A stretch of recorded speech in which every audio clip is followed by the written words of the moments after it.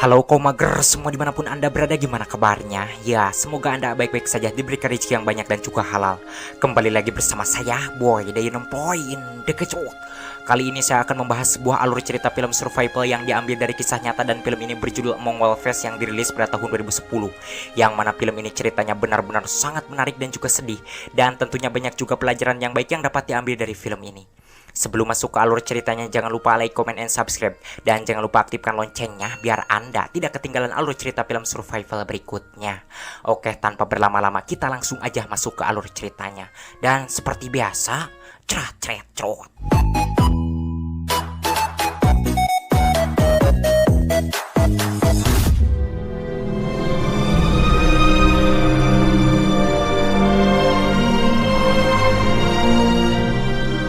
Cerita berlatar belakang di Spanyol pada tahun 1954 dengan memperlihatkan seorang anak berusia 7 tahun bernama Marcos Rodriguez yang sedang mengembala kambing bersama kakaknya yang bernama Pedro Rodriguez, yang mana ibu mereka sudah meninggal beberapa tahun lalu dan kini mereka hidup bersama ibu tirinya yang bengis bernama Ai Harley. Sedangkan ayah mereka bernama Mantili Rodriguez, seorang pengangguran yang hobinya minum tuak. Sepulangnya ke rumah, sang ayah yang sudah tidak memiliki uang sepeser pun untuk bekal hidup didorong oleh istrinya agar menjual Marcos ke seorang bangsawan bernama Jalil yang memiliki banyak peliharaan kambing. Mantili yang otaknya sudah tidak waras dan belegug spontan menyetujui usul biadab Ai tersebut. Lalu saat itu juga dirinya langsung pergi membawa Marcos untuk menjualnya ke Jalil, membuat Pedro yang melihatnya sangat sedih. Sesampainya di rumah Jalil, Mantili pun langsung menyampaikan maksudnya tersebut, dan tanpa pikir panjang Jalil pun membayarnya. Kemudian di sana Jalil memanggil anak buahnya yang bernama Alec Taisio dan menyuruhnya agar mengantarkan Marcos ke pegunungan Sierra Morena untuk mengembalakan kambing menemani seorang budaknya yang bernama Anastasio. Dalam perjalanan, Taisio bertemu dengan seorang petani miskin bernama Alvaro. Lalu di sana Taisio menanyakan apakah ada pemberontak datang ke daerah ini. Mengingat kala itu keadaan di Spanyol sedang krisis dan banyak pemberontakan, Alvaro menjawab tidak ada. Setelah mengetahui itu, kemudian Taisio pun pergi melanjutkan perjalanan. Terlihat di sana Marcos menjatuhkan satu karung makanan tanpa sepengetahuan Taisio, membuat anak perempuan Alvaro merasa bahagia karena sudah beberapa hari mereka belum makan.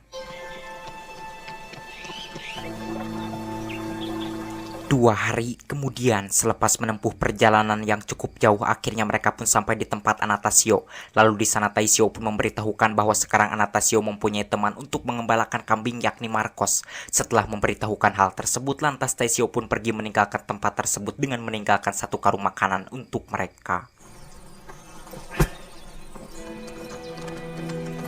Usai Taisio pergi, sorenya Anastasio menyuruh Marcos agar menghitung seluruh kambing peliharaannya dan memasukkannya ke kandang. Dengan patuh, Marcos pun menurutinya. Malam harinya, Marcos yang berada di dalam gua tempat tinggalnya Anastasio, dirinya merasa ketakutan karena Anastasio belum juga pulang. Dalam keadaan ketakutan, beruntungnya Anastasio keburu datang sambil membawa 2 ekor kelinci. Lalu Anastasio pun memberikan satu kelinci tersebut kepada Marcos. Di mana saat itu Anastasio sudah selesai menyisir dan membakarnya kelinci tersebut. Sementara Marcos yang tidak punya pengalaman dalam hal tersebut, dirinya masih kesusahan menyisir kelinci itu. Melihat Marcos kesusahan, Anastasio tidak melirik sedikit pun, dirinya malah tidur. Mungkin hal tersebut Anastasio lakukan untuk mendidik Marcos agar bisa mandiri. Hingga akhirnya Marcos sampai ketiduran dalam keadaan perut yang sangat lapar kukurubukan. Keesokan harinya Marcos mengintip Anastasio yang sedang menangkap kelinci menggunakan caranya sendiri, yakni dengan memasukkan hewan peliharaannya ke dalam lubang kelinci tersebut dan menutupi sebagian lubang yang lain. Terlihat di sana usaha Anastasio berhasil membuat Marcos yang melihatnya merasa takjub dengan keterampilan yang dimiliki Anastasio dalam menangkap kelinci. 3 hari kemudian, Anastasio menemukan satu kambing peliharaannya kakinya patah. Melihat itu, lantas Anastasio pun menyuruh Marcos agar mengambilkan kulit pohon dan setangkai tanaman yang berkhasiat untuk menyembuhkan tulang yang patah. Setelah Marcos mendapatkannya, lalu Anastasio pun menempelkan tanaman itu di kaki si kambing tersebut, kemudian mengikatnya dengan kulit pohon. Hari berikutnya, Anastasio memperkenalkan Marcos kepada seekor induk serigala yang sudah menjadi sahabatnya sejak lama dengan cara menyuruhnya memberikan seekor bangkai kelinci. Pantas saja serigala yang ada di tempat tersebut tidak ada yang berani memangsa kambing peliharaannya disebabkan Anastasio sudah bersahabat baik dengan salah satu dari mereka. Malam harinya Marcos merasa ketakutan ketika mendengar suara longlongan serigala membuatnya terpaksa pindah ke tempat tidur Anastasio.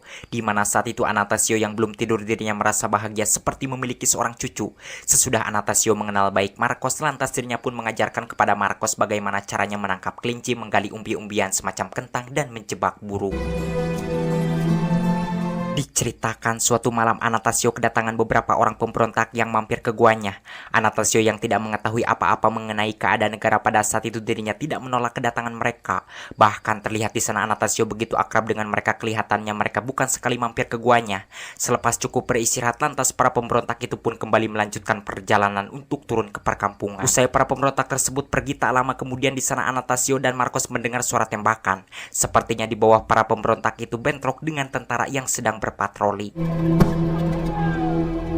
Beberapa bulan kemudian, di mana saat itu Marcos yang sedang tidur, dirinya langsung terbangun disebabkan ada seekor anak serigala yang menjilati kakinya. Melihat itu awalnya Marcos merasa ketakutan, namun setelah melihat ternyata serigala tersebut baik dan ingin bersahabat dengannya, di sini rasa takut Marcos seketika berubah menjadi kebahagiaan, sehingga dirinya pun menerima persahabatan tersebut. Lalu Marcos menamai serigala itu dengan panggilan Celu. Celu. Saat itu Marcos yang mengintip dari kejauhan, dirinya melihat ternyata Celu mempunyai beberapa saudara. Melihat itu lantas Marcos pun berlari dan memberitahukan hal tersebut kepada Anastasio bahwa induk serigala yang suka diberinya makanan itu kini sudah mempunyai beberapa anak. Mendengar itu Anastasio merasa bahagia, namun Marcos merasa sedih karena menemukan kesehatan Anastasio tidak membaik. Keesokan harinya Marcos meninggalkan Anastasio sesaat untuk memberikan susu kepada Celu. Tetapi sialnya saat itu Marcos harus menunggu lama dikarenakan Celu tidak langsung datang ke tempat tersebut. Walaupun lama menunggu, namun akhirnya Celu pun datang menghampirinya, di mana hal tersebut membuat Marcos semakin yakin bahwa Celu benar-benar ingin bersahabat dengannya.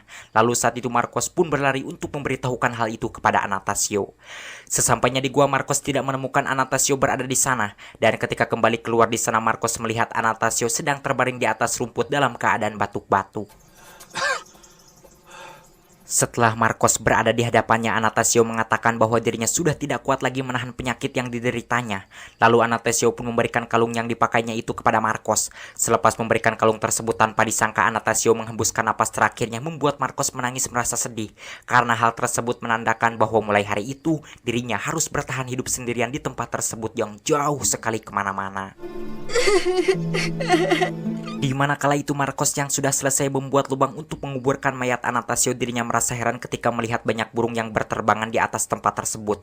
Dan tanpa diduga tiba-tiba burung-burung tersebut turun kemudian memakan tubuh mayat Anastasio hingga tidak tersisa. Melihat itu Marcos tidak bisa berbuat apa-apa selain menyaksikannya dengan penuh ketakutan. Hari pertama semenjak kehilangan Anastasio, Marcos mencoba menangkap kelinci dengan cara yang pernah diajarkan Anastasio kepadanya. Tetapi usaha Marcos tidak berhasil karena dirinya selalu salah dalam menutup lubang kelinci tersebut. Disebabkan usahanya gagal untuk mengisi perutnya yang lapar, saat itu Marcos berniat mau mengambil susu kambing, namun sialnya susu kambing malah lepet. Di hari kedua Marcos pergi memeriksa jebakannya, tetapi naas jebakannya belum membuahkan hasil, membuat Marcos merasa kesal. Dan ketika Marcos sedang bersandar di batu yang lukutan, di sana dirinya melihat ada kelinci yang keluar dari lubangnya. Sebelum Marcos bertindak, tiba-tiba seekor burung datang menangkap kelinci tersebut lalu membawanya ke dahan pohon. Melihat itu lantas Marcos pun naik ke pohon tersebut dan berniat mau mengambil kelinci yang baru saja ditangkap oleh si burung tersebut. Namun sialnya saat tangan Marcos hampir berhasil mengambil kelinci itu, dirinya malah yang jatuh. Sesudah terbangun Marcos menemukan tangan kirinya patah. Sadar akan hal tersebut lantas dirinya pun mengambil kulit pohon dan setangkai tanaman yang berkhasiat untuk menyembuhkan tulang yang patah seperti yang pernah diajarkan Anastasio. Setelah ditempelkan lalu Marcos pun mengikatnya, membuat dirinya menjerit kesakitan. Selepas itu kemudian Marcos mencoba menangkap ikan di sungai, tetapi usahanya tidak berhasil, membuat dirinya benar-benar emosi. Saking lelah dan laparnya saat itu Marcos sampai ketiduran di dekat sungai.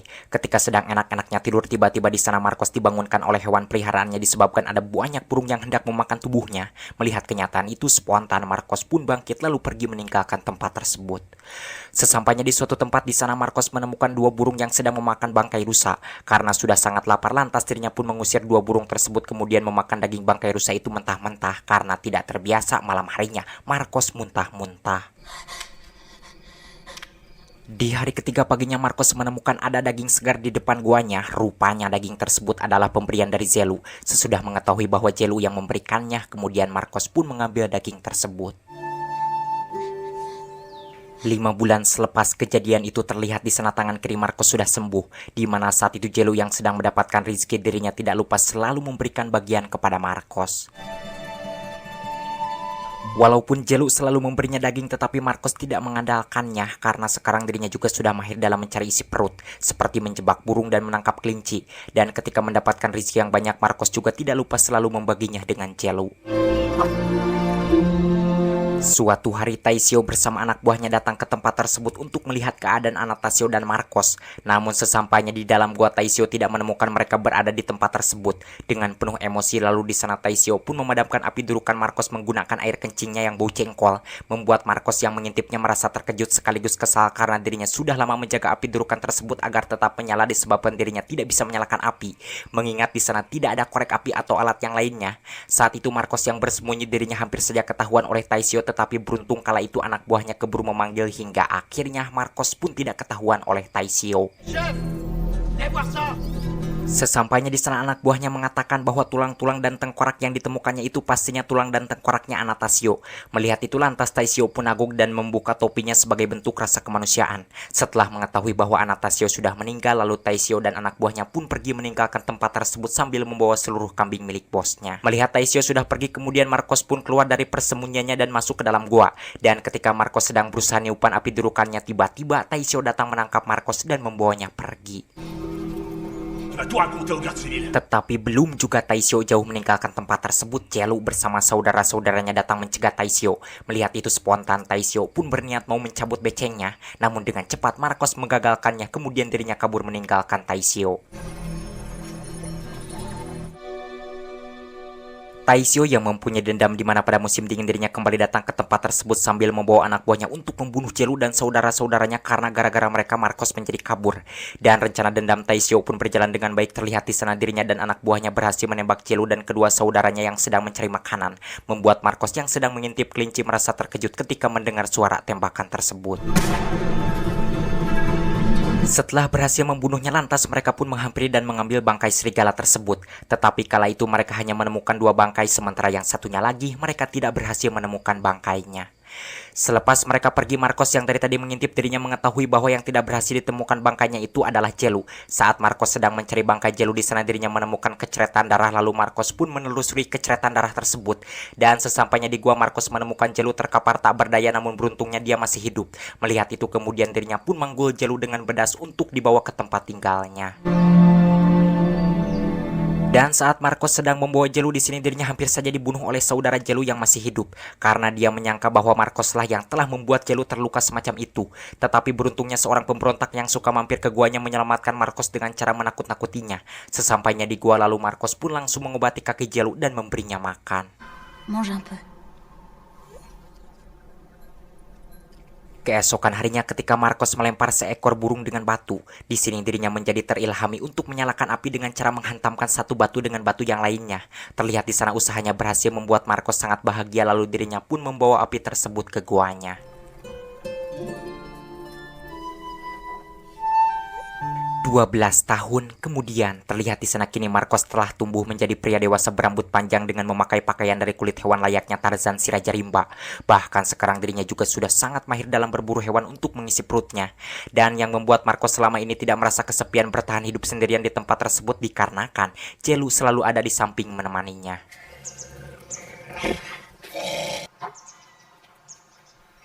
Setelah selesai menyisir rusa tersebut, lalu Marcos pun memanggil burung hantu peliharaannya. Kemudian dirinya pun memberi makan burung tersebut. Selain burung hantu dan Zelu, terlihat di sana hewan peliharaannya yang suka digunakan untuk menangkap kelinci juga masih hidup.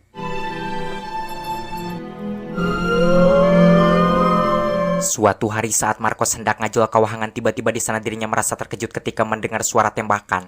Hingga akhirnya Marcos pun berlari ke tempat yang tinggi.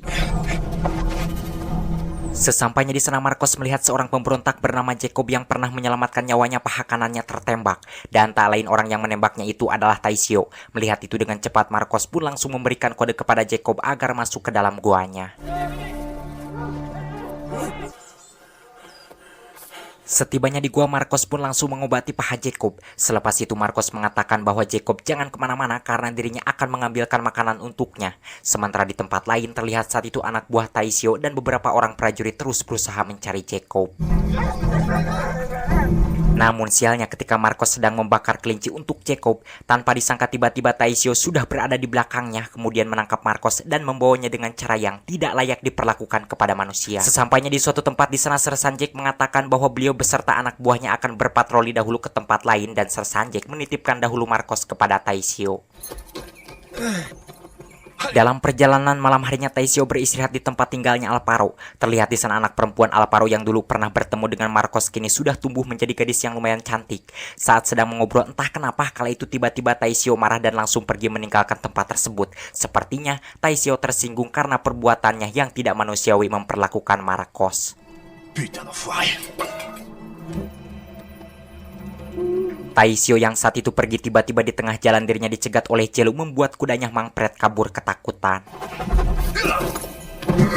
Melihat kenyataan itu spontan, Taisio pun langsung mencabut pisau andalannya buatan Cibatu lalu bersiap-siap menunggu serangan dari Jelu. Tetapi naasnya Jelu yang pandai dengan cepat menyerang Taisio kemudian membunuhnya tanpa ampun sebagai bentuk balas dendam karena Taisio sudah berani membunuh kedua saudaranya sekaligus sudah berani memperlakukan Marcos dengan tidak berperi kemanusiaan. Mampus anjing. Keesokan harinya Sir Sanjay pun menggusur Marcos untuk dibawa ke kota. Melihat Marcos dibawa oleh Sir Sanjay, Jelu yang melihat dari kejauhan dirinya melonglong memanggil Marcos dengan penuh kesedihan membuat Marcos yang melihatnya menangis.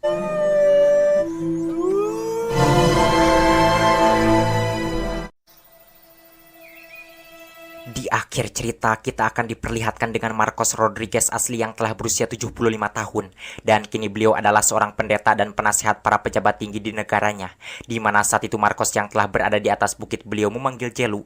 Selepas beliau memanggilnya tak lama kemudian Jelu pun datang menghampirinya. Dan saya tidak tahu entah itu Jelu yang dulu entah anak cucunya, yang jelas dia juga sama sangat menyayangi Marcos. Tamat ending yang sangat memarkoskan, harukan.